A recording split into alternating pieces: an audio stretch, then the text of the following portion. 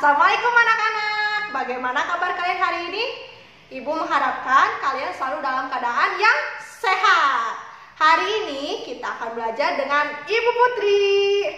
Nah, sebelum belajar, kalian siapkan diri kalian, duduk yang nyaman dan juga rapi. Sebelum belajar, kita harus berdoa dulu ya. Berdoa dimulai. Berdoa selesai. Nah, anak-anak, supaya belajarnya lebih semangat, Ibu akan mengajak kalian untuk tepuk semangat. Kalian semua sudah tahu kan tepuk semangat seperti apa? Kita lakukan bersama-sama ya. Tepuk semangat. Semangat. Semangat. Nah, jika sudah semangat, sekarang Ibu ingin bertanya, siapa di sini yang pernah pergi ke Yogyakarta? Wah, ternyata di antara kalian ada yang sudah pernah pergi ya. Di Yogyakarta itu banyak sekali tempat wisata. Ada apa saja anak-anak? Iya, betul. Nah, salah satu tempat wisata yang ada di Yogyakarta yaitu ada Candi Prambanan. Siapa yang pernah pergi ke Candi Prambanan? Wah, hebat. Nah, anak-anak, Candi Prambanan ini merupakan salah satu keunikan yang ada di daerah Yogyakarta. Karena Candi Prambanan ini terletak di mana? Betul, di Yogyakarta. Nah, asal-usul Candi Prambanan ini juga diceritakan di cerita rakyat atau cerita fiksi yang terkenal. Ada yang tahu judulnya apa? Nah, betul. Asal-usul Candi Prambanan ini diceritakan di cerita rakyat yang berjudul Roro Jonggrang. Pada pertemuan kali ini, kita akan mempelajari tema 8, yaitu daerah tempat tinggalku. Dan subtema 2, yaitu keunikan daerah tempat tinggalku.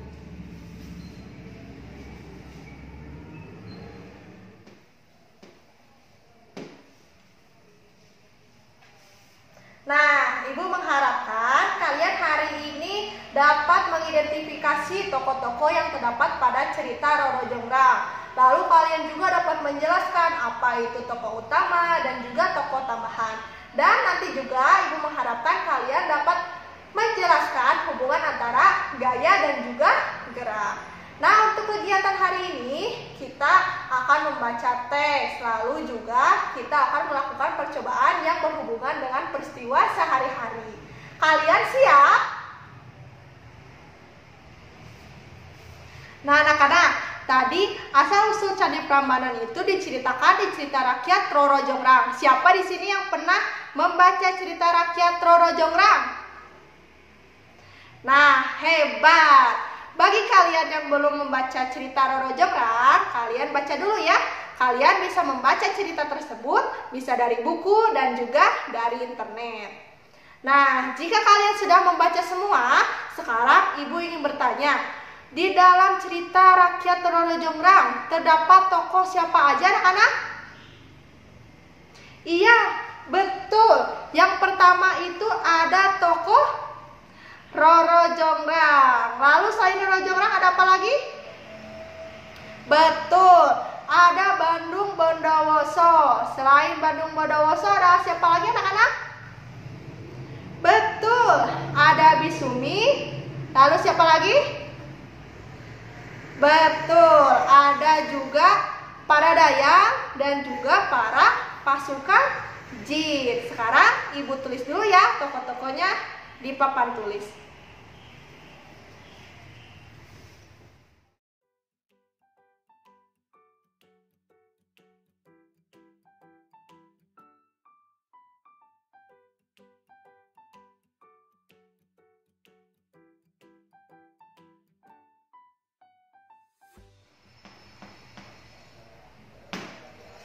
Nah, anak-anak, betul ya bahwa di dalam cerita Roro Jonggrang itu terdapat tokoh-tokoh. Yang pertama ada Roro Jonggrang, yang kedua ada Bandung Bondowoso, yang ketiga ada Bisumi, yang keempat ada para Dayang, dan yang terakhir ada pasukan jin. Nah, pada pertemuan sebelumnya kalian sudah belajar bahwa di dalam penokohan itu terdapat dua jenis. Ada yang masih ingat apa saja? yaitu ada tokoh utama dan juga tokoh tambahan. Ada yang ingin menjelaskan apa itu tokoh utama? Nah, betul sekali. Kalau tokoh utama adalah tokoh yang penting yang ada di dalam cerita. Selain itu, tokoh utama adalah tokoh yang mendominasi cerita atau tokoh yang sering muncul di dalam cerita. Nah, kalau tokoh tambahan apa ya?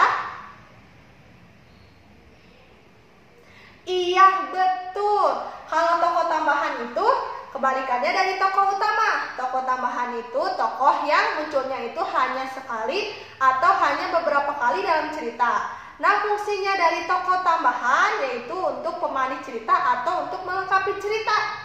Coba anak-anak sekarang lihat lagi ke depan. Di antara kelima tokoh ini, mana yang termasuk pada tokoh utama? Betul, yang termasuk tokoh utama adalah Roro Jonggrang dan juga Bandung Bondowoso.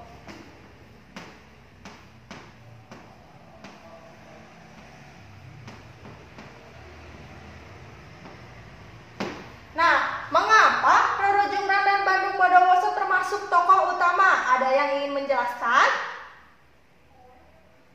Iya, betul, karena Roro Jonggrang dan Bandung Bondowoso itu tokohnya sering muncul di dalam cerita. Berarti tokoh tambahannya yang mana anak-anak? Betul, tokoh tambahannya itu ada Bisumi, Paradayang, dan juga Pasukan Jin.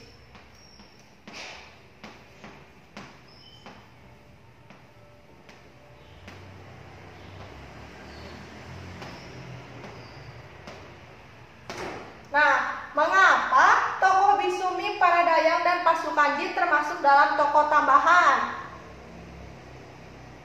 Iya, betul sekali, karena Bisumi, Paradayang, dan Pasukan Jin ini munculnya hanya sekali atau dua kali dalam cerita. Dan tokoh-tokoh ini melengkapi cerita dari Roro Jonggrang dan juga Bandung Bondowoso. Nah, anak-anak, sekarang kalian sudah tahu mana tokoh utama dan tokoh tambahan yang ada di cerita Roro Jonggrang. Kalian hebat. Nah, anak-anak, sekarang Ibu akan mengajak kalian untuk melakukan kegiatan. Coba lihat, di sini Ibu membawa sebuah benda. Benda apa ini anak-anak? Betul, ini adalah bola. Nah, kita akan melakukan kegiatan menendang dan menghentikan bola. Langkah pertama yang harus kalian lakukan adalah mempersiapkan sebuah bola. Lalu kalian ajak teman kalian atau orang tua kalian atau adik dan kakak kalian untuk melakukan kegiatan ini.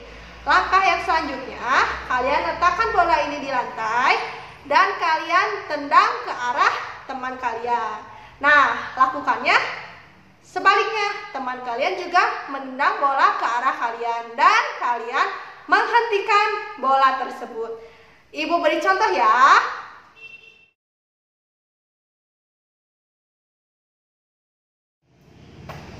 Nah, bagaimana anak-anak? Kalian sudah mencobanya? Sekarang Ibu ingin bertanya kepada kalian, apa yang terjadi ketika kalian menendang bola tersebut? Betul, ketika kalian menendang bola tersebut, maka akan terjadi perubahan, yaitu bola yang tadinya diam menjadi bergerak. Sekarang Ibu ingin bertanya lagi, apa yang terjadi ketika kalian menghentikan bola tersebut? Betul sekali anak-anak. Ketika kalian menghentikan bola tersebut, maka terjadi juga perubahan, yaitu bola yang tadinya bergerak menjadi diam.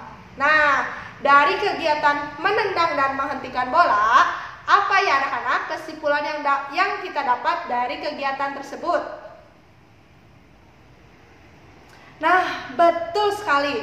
Ketika kita menendang bola, maka itu adalah gaya. Berarti gaya dapat mempengaruhi gerak benda, yaitu yang benda tadinya diam menjadi bergerak dan juga yang tadinya benda bergerak menjadi diam. Kalian hebat. Ibu tulis dulu ya di papan tulis.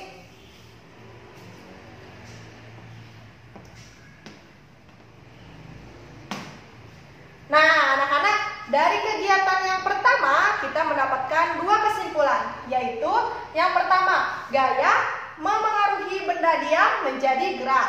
Dan yang kedua, gaya memengaruhi benda bergerak menjadi diam. Nah, sekarang Ibu akan mengajak kalian ke kegiatan kedua.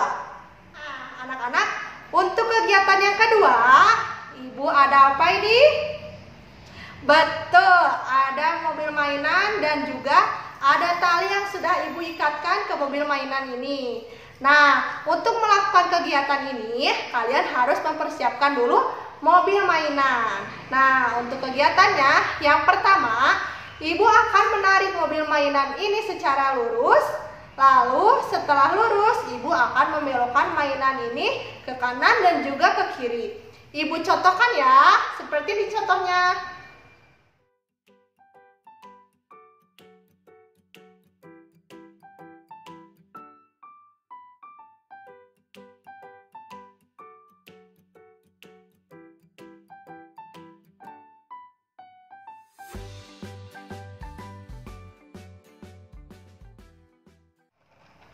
Bagaimana anak-anak, kalian sudah mencobanya?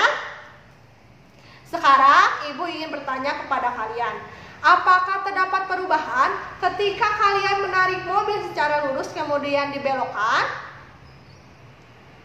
Betul, maka terjadi perubahan arah dari mobil mainan tersebut. Berarti kesimpulan apa yang bisa kita ambil dari kegiatan kedua anak-anak? Iya, betul sekali, bahwa gaya juga dapat mempengaruhi atau memengaruhi arah gerak benda. Kita tulis di kesimpulan yang ketiga.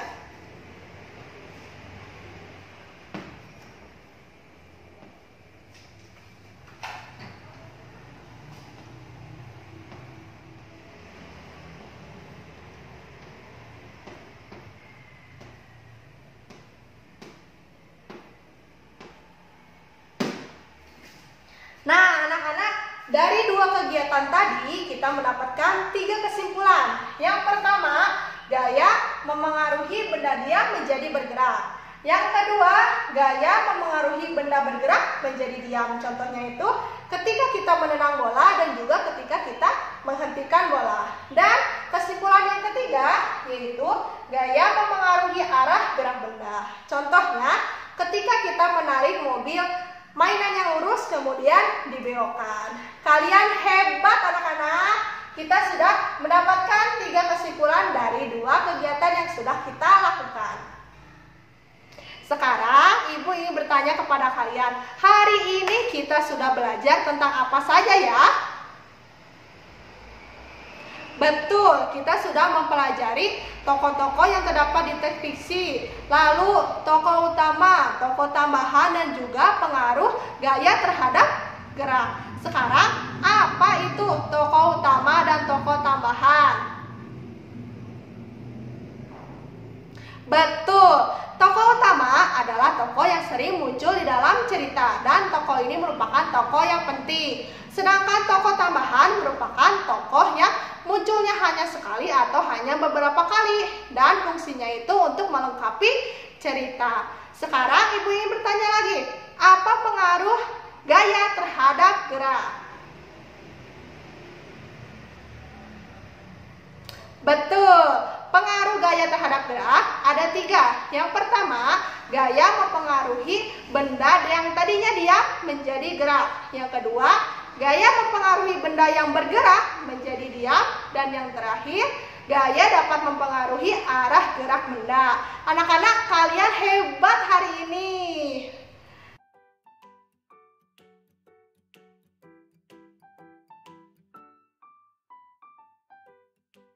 Anak-anak, Ibu cukupkan untuk pertemuan kali ini. Kalian jangan lupa untuk belajar lagi materi hari ini di rumah. Kita bertemu lagi dengan Ibu Putri di pembelajaran selanjutnya. Ibu pamit dulu. Wassalamualaikum warahmatullahi wabarakatuh. Dadah.